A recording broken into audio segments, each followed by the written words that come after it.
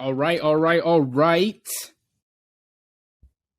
No shout out to Matthew McConaughey because I'm mad at Texas right now. But we are back on the second part of episode don't even know of At the Helm podcast. I guess that's a good thing that I'm getting up there in so many episodes that it's hard to count. So eventually at one point I won't even give you all the number no more. I didn't today, so whatever. But we're going to go straight into the rankings and then game picks for this week. This weekend will be week 12 of college football. Saturday, November 19th. And actually there's games all throughout the week. They play on almost every day now, it seems like. So, this week in college football, my game picks and then my rankings. And these are rankings based off the college football playoff committee poll. I do not care about the AP poll. I do not care about the coaches poll. I do not care about none of them polls. None of them polls mean nothing to me or anybody else, and they shouldn't.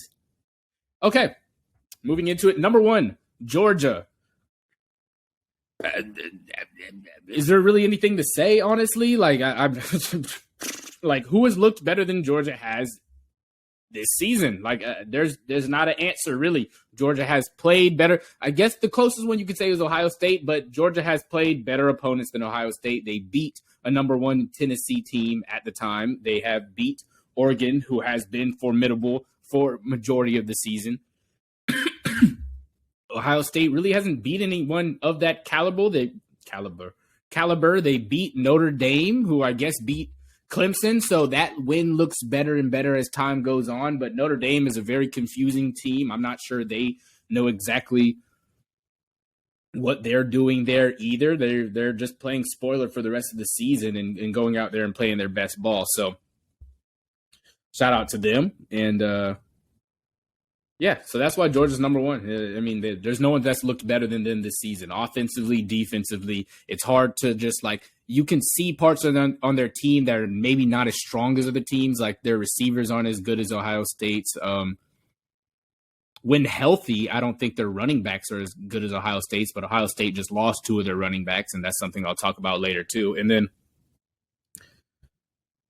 but their defense overall is better. So UGA number 1 right now until someone knocks them off that spot. It's going to continue that way. This weekend they play Kentucky.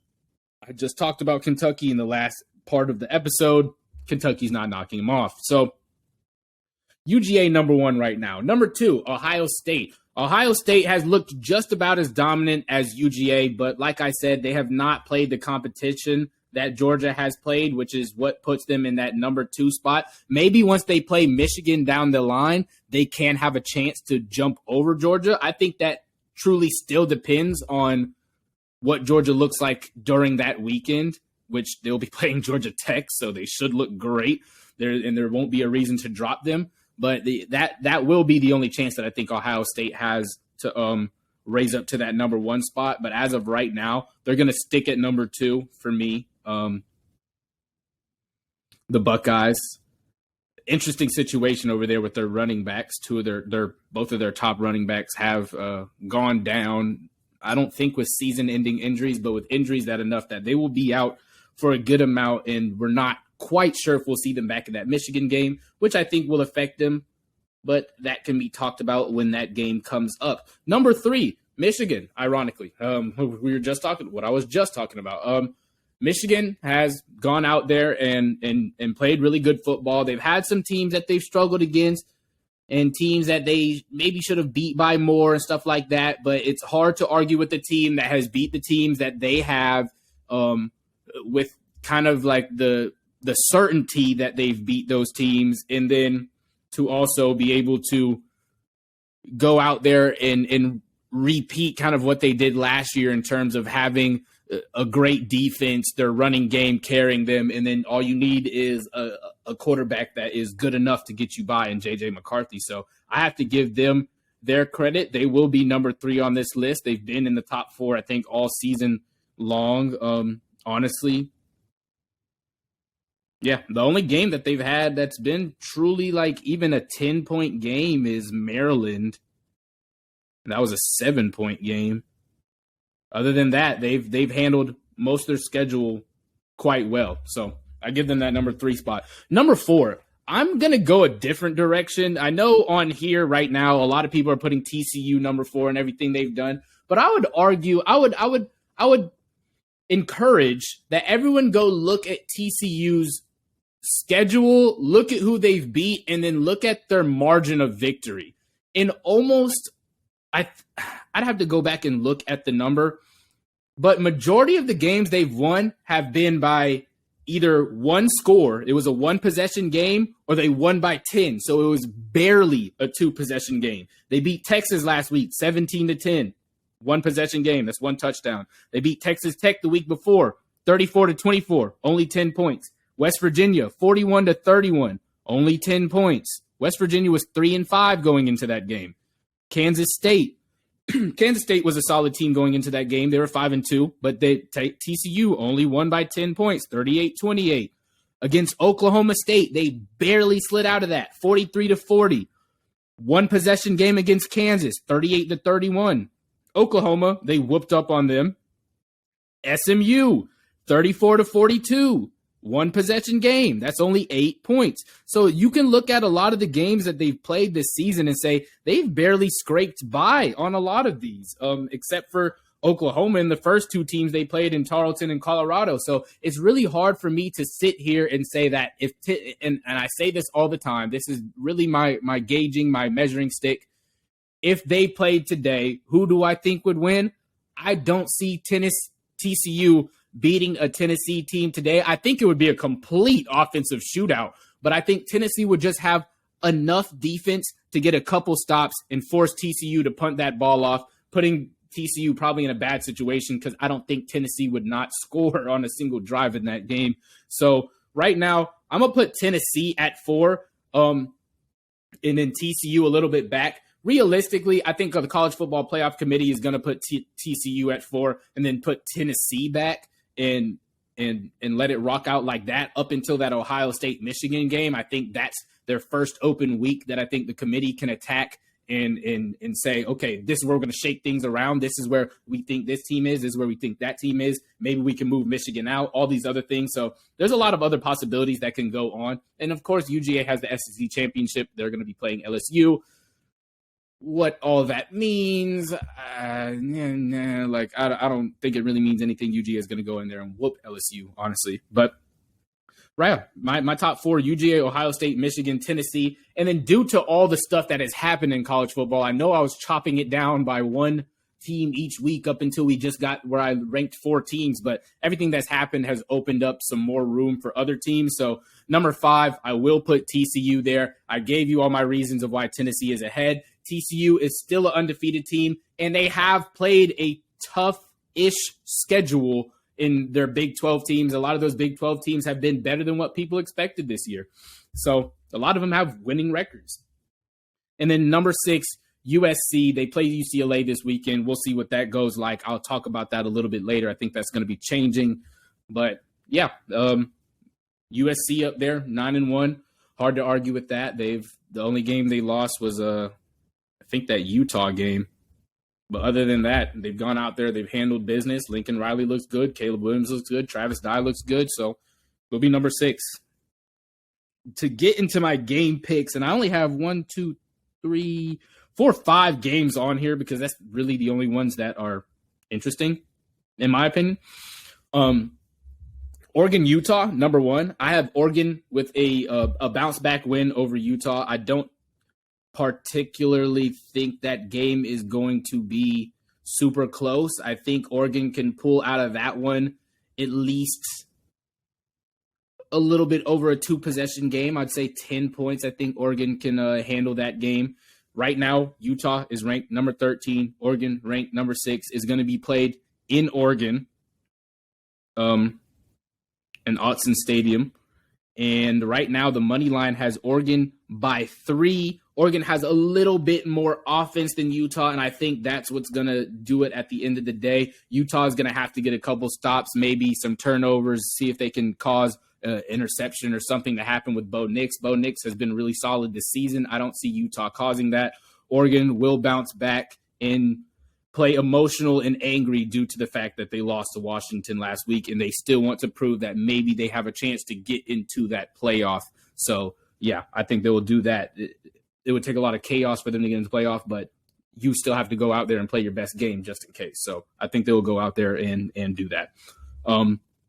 Ohio State over Maryland. I have Ohio State and Maryland. Well, I just told you what I think. I think Ohio State's going to win this game. I do think that this is absolutely a trap game for Ohio State.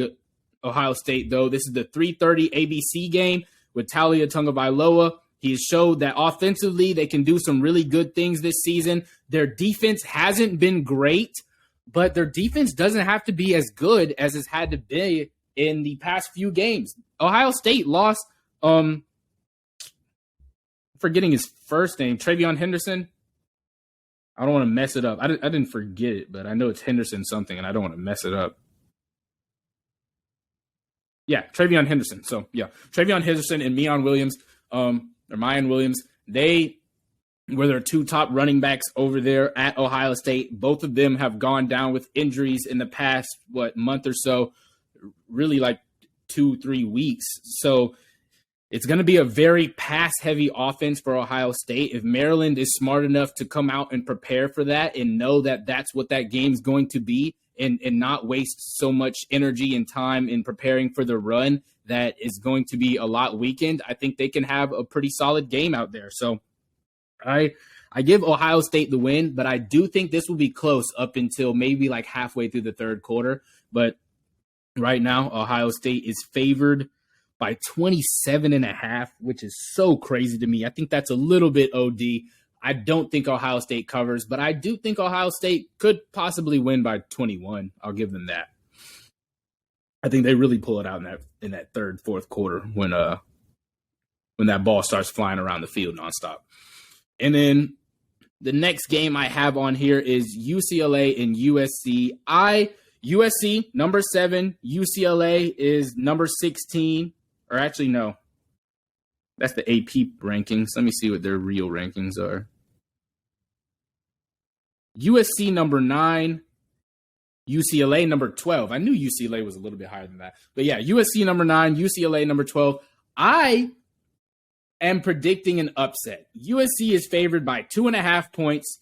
UCLA, I think they come out there, they play angry due to the fact that their fans have disrespected them all season long. They don't even show up to their games. But this is their chance to go out there and prove that we are the team in California to beat, not Stanford, not USC, not any of these other schools. It is UCLA that is the team to beat in California, and y'all have to come through us in the Pac-12, and I hope they go out there and prove it. I have so much respect for DTR, Dorian Thompson-Robinson, Caleb Williams, too. I have respect for him as well, but I just love DTR's story, and I watched him a lot, QB1 and the shows and everything like that, so I think that gives me a little bit of bias, but I think that UCLA goes out and wins that game. I think they have a little bit more a little bit more defense than what USC is going to give. I think USC will struggle with the mobile quarterback and the fast-paced offense that UCLA likes to play and everything like that. And I don't see Travis Dye just having a great, super amazing game in this one.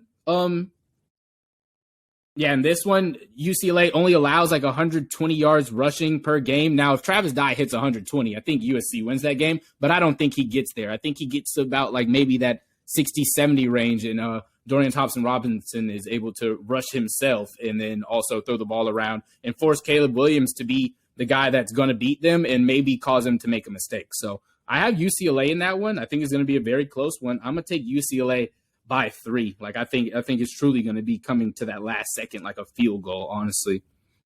The next one I have on here is Louisville over NC State. This isn't as interesting as a game. I just thought it was a cool one to pick because it's funny to see how much that Clemson was riding off the teams of NC State and their wins in Wake Forest and everything like that. And then you look at them now. Yes, they have lost their quarterback, which is why I'm going to take Louisville over NC State. Not really much else that goes into that, but yeah, I'm going to take the Cardinals in that one over NC State over the Wolfpack. And then last one, Michigan versus Illinois.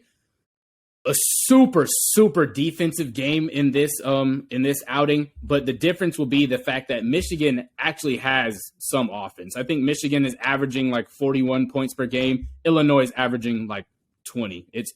I'm not going to sit here and say that Michigan's going to blow them out because of how defensive both of these teams are. I think it's just naturally going to be a close game, but I don't think it's ever going to be in question that Michigan's going to win this game. I think they'll secure this confidently and make sure that it's known that they won with certainty, even though Illinois looks like they might be the team to make it to the Big Ten championship on that side of the division. So, yeah. After all that being said, that is really it for this show. I kept it pretty short. I think it's 45 minutes overall. It got to be one of the shortest episodes I've ever had. Congrats to me. Shimmy time. But, yeah. Make sure y'all go check out Spotify, Apple Music.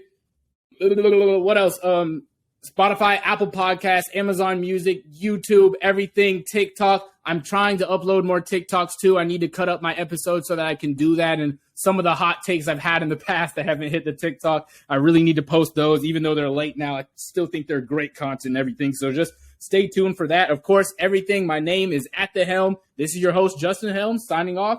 Deuce, deuce. Until next time, later this week. Yeah, but I'll also be appearing on Jonathan, the Sports Den podcast later today. So you can also check me out there and check out his podcast. He has a pretty good one going. Shout out to him. But I will see y'all next time. Deuce, deuce.